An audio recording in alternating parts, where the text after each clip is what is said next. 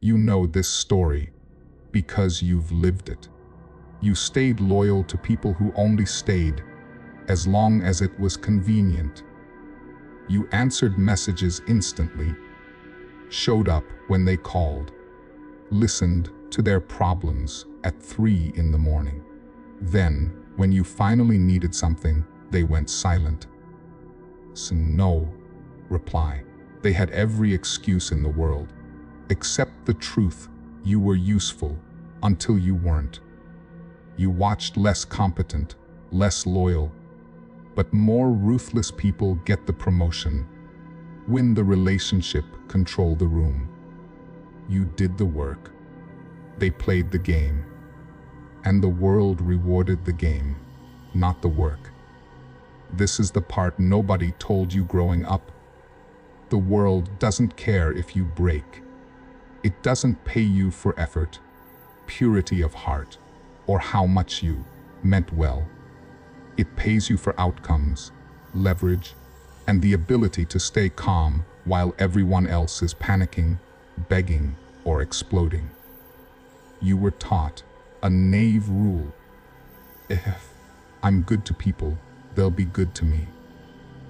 Machiavelli studied reality, not fantasies, and he wrote, "Men are ungrateful, fickle, false, cowardly, covetous." He wasn't being dramatic, he was being accurate. He looked at how people actually behave when power, fear, and self-interest are on the line. That is the lens you were never given. The Machiavellian mindset doesn't assume people are evil. It assumes they are self-interested. If you don't understand that, you keep walking into every job, every friendship, every relationship unarmed, expecting fairness from people who are playing for advantage. You keep handing power to those who aren't ashamed to take it. Then you call yourself unlucky, as if you weren't simply unprepared. Most people will spend their entire lives in that loop, blaming fate instead of learning the rules that quietly decide who gets broken and who doesn't. This is where you step out of that crowd. In this video, I'm going to give you something your childhood, your teachers, and your heartbreaks never did. A ruthless upgrade to how you see people, how you see yourself, and how you move through a world that will not soften for you. If you stay naive about this, you stay easy to manipulate, easy to discard, easy to break. But if you're willing to strip away the comforting lies and look at human nature the way Machiavelli did, you stop being the victim of the game and start becoming a player with real power. Before we go any deeper, though, we need to clean up one thing ruthless really means, and why it has nothing to do with becoming a cruel, empty villain. You don't need to lose your soul to survive this world. You need to stop offering it up for free. What comes next is not about turning you into a monster. It's about turning you into someone the world can't casually destroy. Stay with this until the end, because missing these shifts means reliving the same betrayals on repeat, forever stuck. You've been taught that ruthless automatically means evil, heartless, cruel. But that's exactly why you stay stuck, being used by people who've no problem putting themselves first. Real ruthlessness, the kind we're talking about here, is not sadistic and it is not abusive. It simply means you become uncompromising about your boundaries, your standards, and your emotional stability. Cruelty is different. Cruelty enjoys watching someone suffer, hurting people for fun or dominance.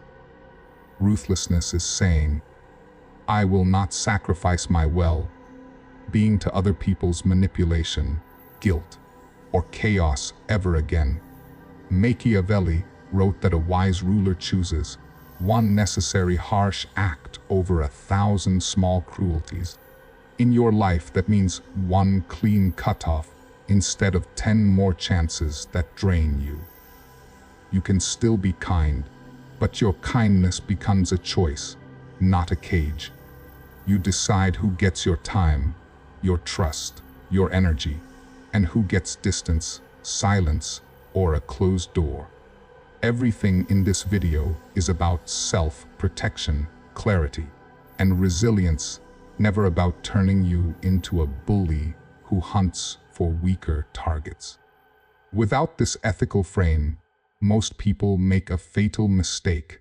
They either stay soft and break, or they overcorrect and become toxic, bitter, and paranoid. You are going to walk the third path. Almost nobody is taught morally grounded, strategically ruthless, and clear enough to see the world as it is, not as you wish it were.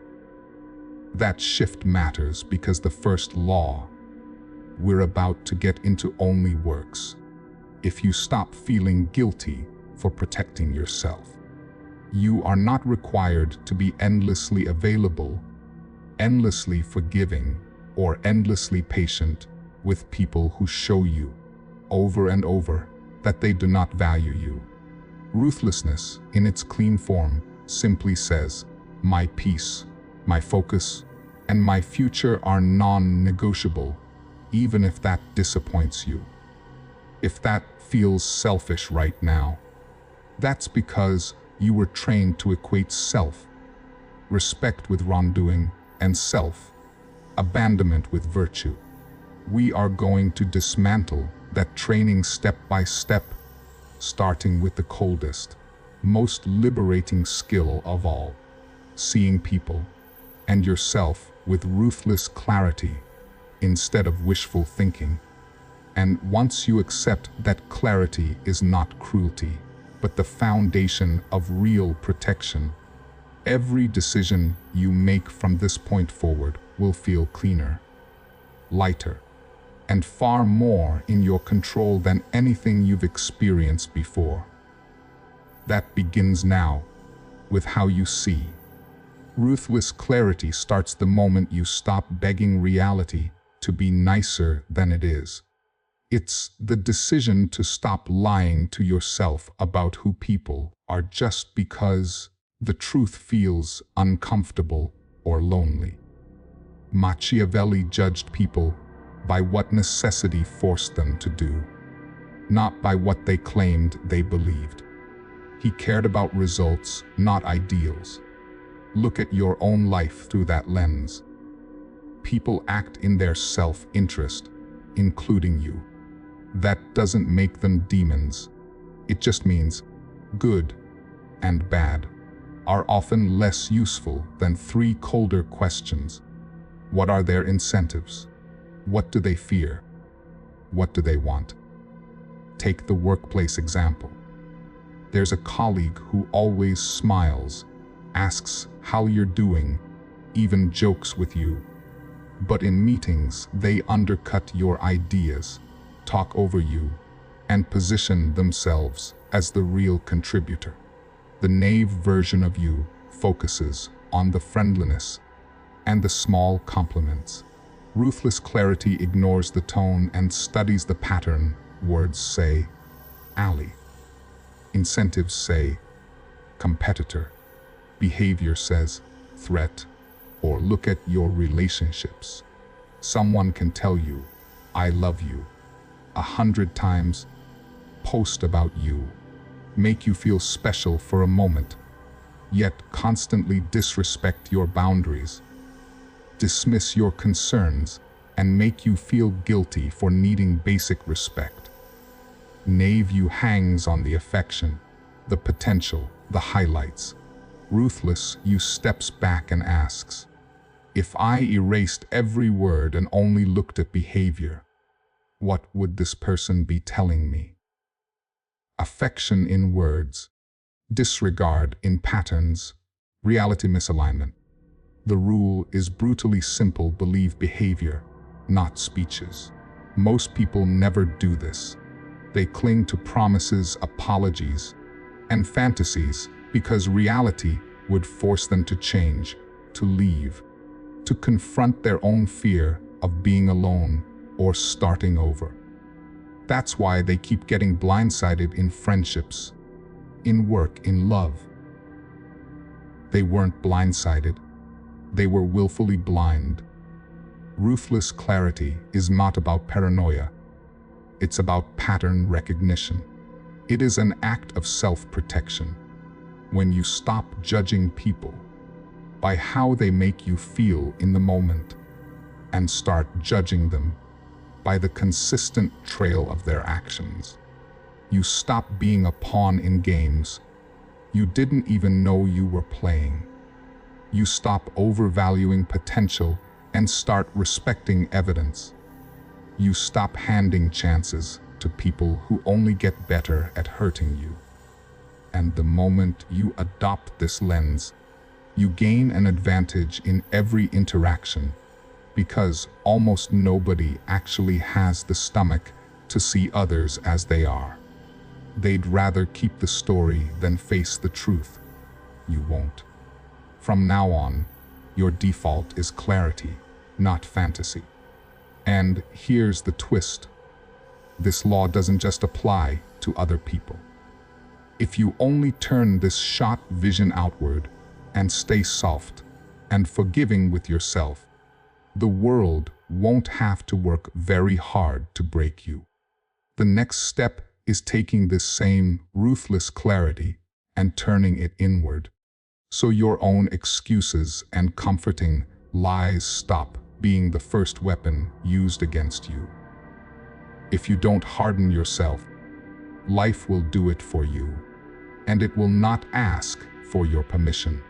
Machiavelli warned that a wise ruler prepares for misfortune in times of peace, building strength before the storm hits. Your life is your state. If you wait until everything is collapsing to become disciplined, it's already too late. You're rebuilding from ruins instead of reinforcing your walls. Ruthless standards mean you demand more from yourself than the world currently demands from you. You study for the position you don't have yet. You save money before the emergency. You train your body before the health scare. You stop telling yourself, "I'll get serious when things calm down," because you understand they might never calm down. In your career, this looks like abandoning the comfort of coasting. Instead of whining about office politics, you quietly sharpen your skills, learn how influence works, build alliances, and make yourself too competent and too connected to be ignored, while everyone else vents in group chats about unfair bosses. You're becoming the person who can leave or negotiate because you actually have leverage. Physically, you stop treating your body as a decorative project and start seeing it as armor. You train not just to look good in photos, but because a weak body usually houses a mind that can be pushed around, shamed, or intimidated. When you know you can endure discomfort in the gym, it becomes easier to endure discomfort in hard conversations, confrontations, and big decisions. The victim stance says, "Life is unfair, I deserve a break." The ruthless stance replies, "Life is unfair, I will over-prepare." One keeps you fragile, outraged, dependent on sympathy. The other slowly turns you into someone who can take a hit without collapsing, who can lose a job, a person, a plan, and still rebuild without begging anyone to save them. Being ruthless with yourself is not self-hate, it is self-respect. You are choosing to be your own harsh trainer. now, so the world doesn't get to be a much crueler one later.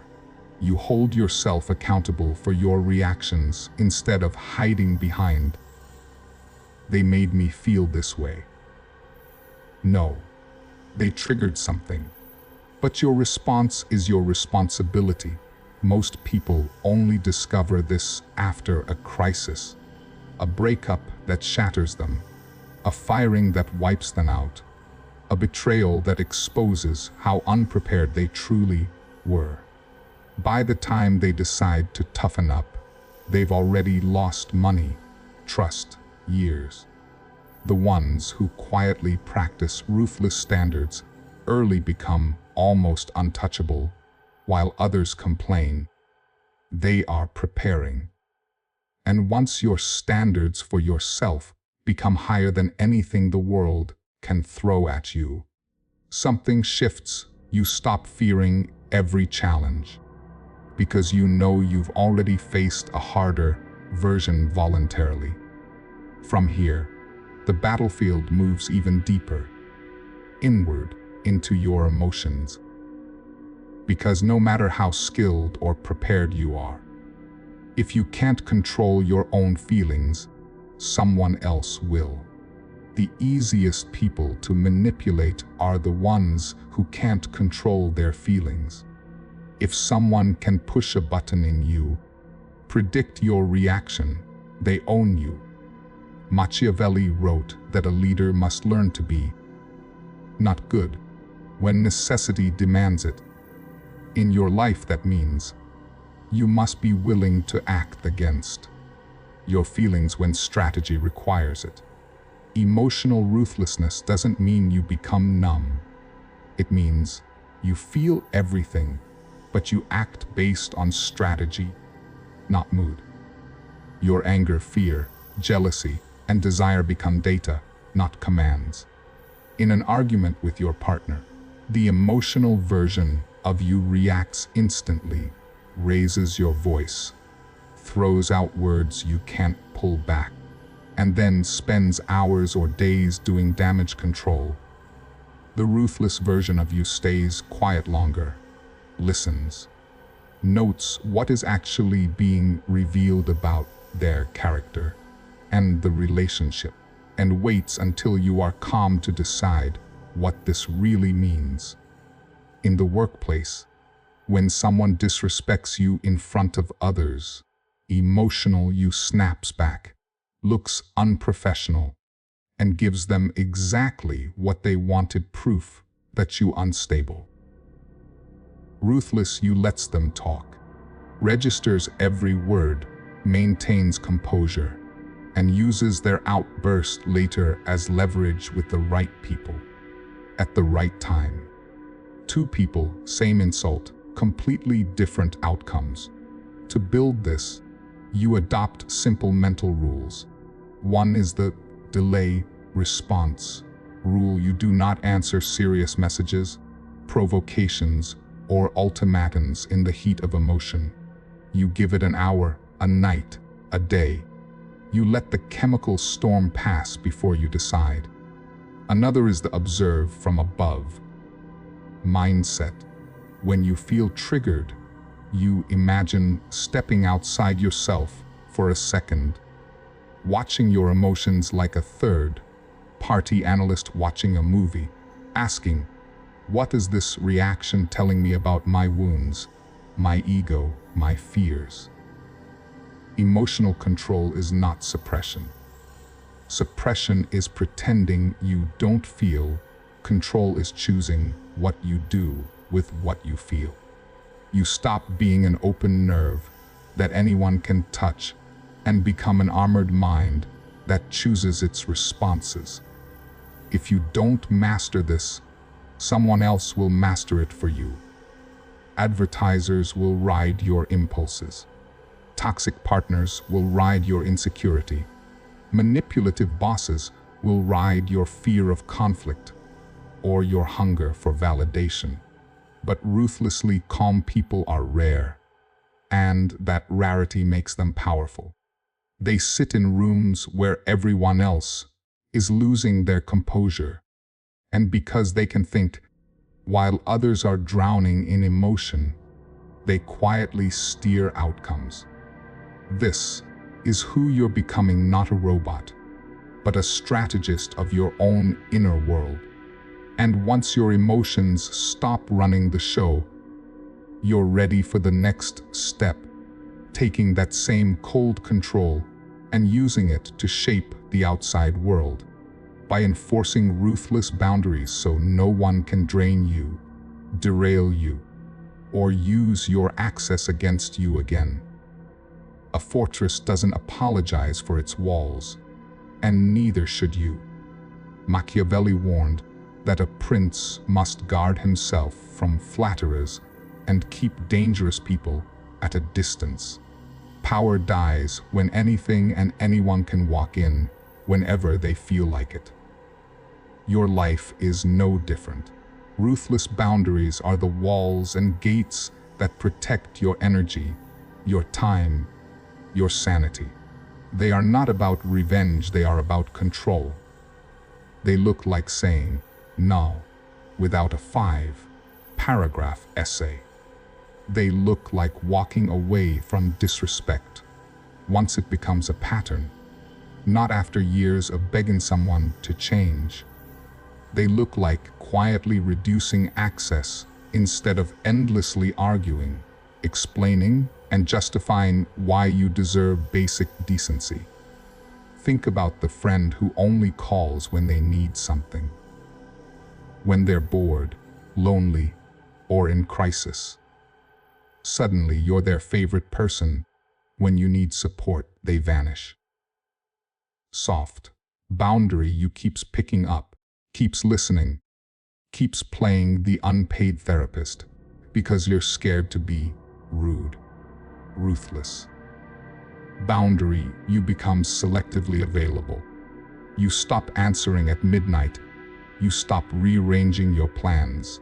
You stop feeding a one-sided connection, or that family member who routinely disrespects your choices, belittles your goals, or brings chaos to every gathering. Soft, you keeps trying to win them over, keeps explaining yourself, keeps walking away feeling small and drained. Ruthless, you limits topics, limits time, maybe even limits contact. You stop trying to convert them and simply remove their influence from your decision making. Then there's the relationship where your boundaries are mocked, where "you're too sensitive" is the answer every time you say, "This hurts me." Soft, you stays, negotiates, writes long messages, forgives the same behavior dressed in new promises. Ruthless, you ends it calmly. No drama, no rescue mission, no final speech to prove your point. You simply recognize that someone who laughs at your limits is someone who plans to cross them. The contrast is brutal. Soft boundary, you explains, over-explains, negotiates, and gives third, fourth, fifth chances. You hope your patience will inspire respect, but all it really does is signal that there are no real consequences. Ruthless boundary, you states your terms once, watches what people do with them, and then adjusts access accordingly. You don't need to shout or threaten. You just quietly decide who gets front row seats in your life and who gets moved to the cheap seats or outside the building entirely. This is not aggression. This is self-defense. You are not punishing them. You are protecting you. People without ruthless boundaries become emotional dumping grounds, unpaid therapists, convenient tools. And the moment you start enforcing clean, firm limits, something dangerous happens. Manipulators lose their grip on you. Guilt stops working. Pressure stops working. Silent treatment stops working. Because you no longer fear distance more than you fear disrespect. With these walls built, you become far harder to drain or derail. The next shift is even deeper. Deciding whose approval you actually care about. Because if you're still addicted to being liked, you'll keep letting people climb your walls just to avoid the discomfort of being disliked.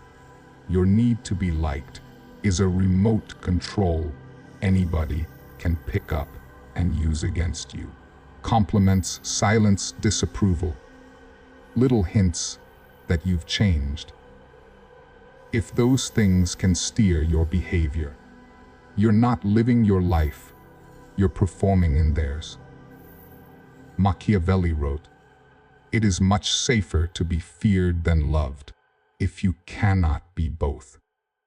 In modern life, you don't need fear, you need respect.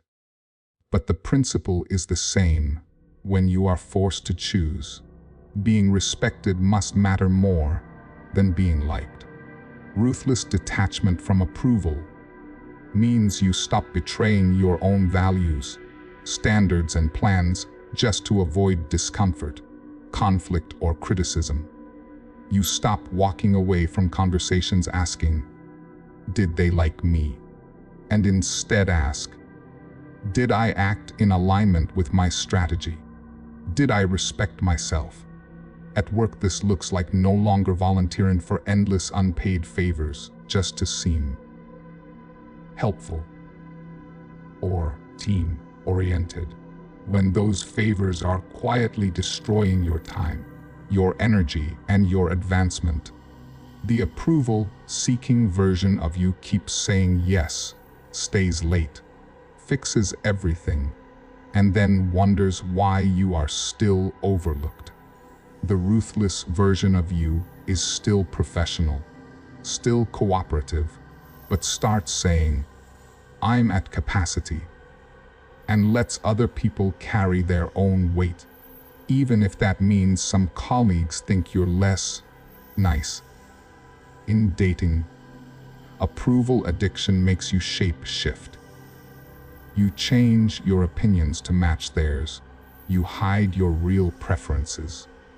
You act more available than you actually are, all to avoid the sting of them losing interest. You end up exhausted, over-invested, and strangely invisible. Ruthless detachment means you show who you are up front, what you want, what you will not tolerate, and you accept that this will filter people out quickly. Some will ghost you, some will call you cold or too much. Good. Every person who walks away because you were honest just saved you months or years of acting. The contrast is sharp.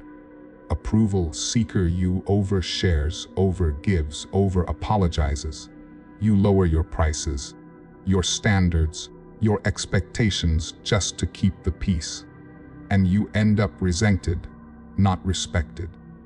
Ruthless you is polite, but unbending on core principles. You don't attack, you don't beg, you don't chase. You simply refuse to trade yourself, respect for temporary validation. Some people will dislike you for that. The right ones will trust you more because consistency is rare. Detachment from approval does not mean isolation. It means your self-worth is no longer on the negotiation table. You can listen to feedback without collapsing. You can disappoint someone without feeling like you're evil. Ironically, this makes you more attractive, more magnetic, because desperation is gone from your body language and your decisions. You stop auditioning and start inhabiting your own life. Most people will never taste this level of freedom because they are terrified of being disliked. They will stay in quiet resentment, saying yes when they mean no, laughing when they want to leave, dying slowly in roles they outgrew years ago. You are not going to live like that. with ruthless clarity, ruthless standards, ruthless emotional control, ruthless boundaries, and ruthless detachment from approval. You are building completely different identity, one the world cannot easily bend or break. Now it's time to see who that person actually is when all 5 laws are alive in you, and why that version of you moves through this unfair world with a calm, quiet power almost nobody understands. You need to see the version of you these laws are building. You walk into rooms without that low-level panic of, do they like me? Am I enough? You're not performing anymore, you're present. You listen more than you speak, because you're not desperate to prove yourself. You catch small details, micro reactions, patterns. You see more than you say, and that alone gives you power. You're kind, but never at the expense of your self-respect.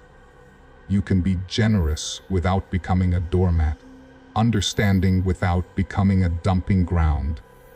With ruthless clarity, you spot people's games early. The love, bombing, the flattery, the future promises. You don't overreact. You just quietly adjust how close you let them get. With ruthless standards, your life isn't a mess because you don't allow it to be. You train, you learn, you prepare before life forces you to. With ruthless emotional control, provocations that used to feel like explosions now feel like slow motion. You watch, you think, then you move.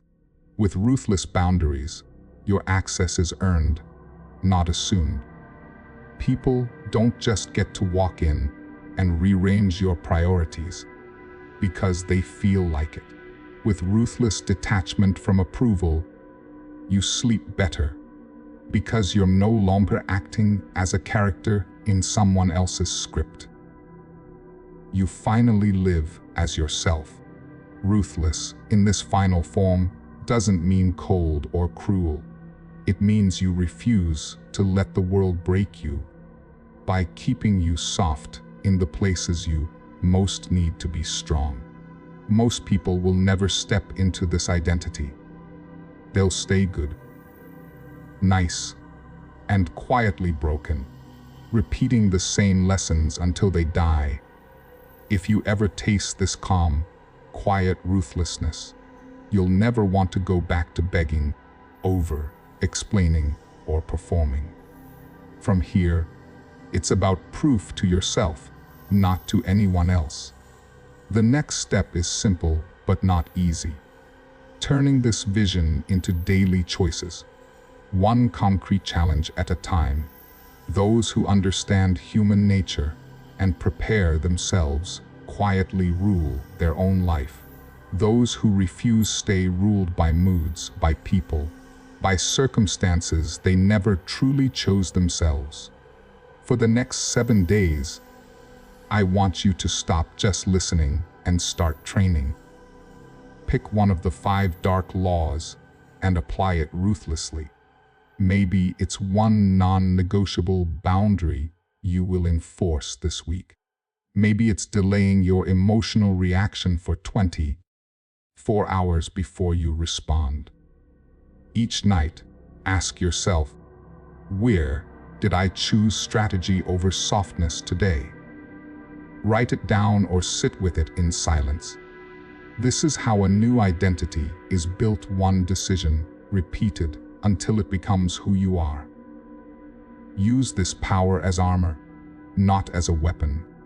Protect your time, your spirit, your mental health. Don't use these ideas to harm people who trust you. Machiavelli said fortune favors the bold and the prepared. You've just prepared your mind. Now boldness is on you. This is your fork in the road. Either you make one ruthless shift now, or you replay the same betrayals and disappointments for another year. If you're choosing the first path, type "I will not break" in the comments and drop the law you're committing to. Subscribe if you're ready to go deeper into strategic detachment, manipulation decoding, and dark self-mastery. The world will try to break you anyway, but after this, it won't be as easy. I choose respect over approval. My boundaries are not negotiable. I feel deeply, but I act strategically. I see people as they are, not as I wish. My kindness is a choice, not a weakness. I am calm, clear, and quietly ruthless. The world will not break me. Drop my boundaries are not negotiable. If you're done being used, tell me which ruthless law you'll practice for the next 7 days. And comment, "I see the game now," if you refuse to be the knave one ever again.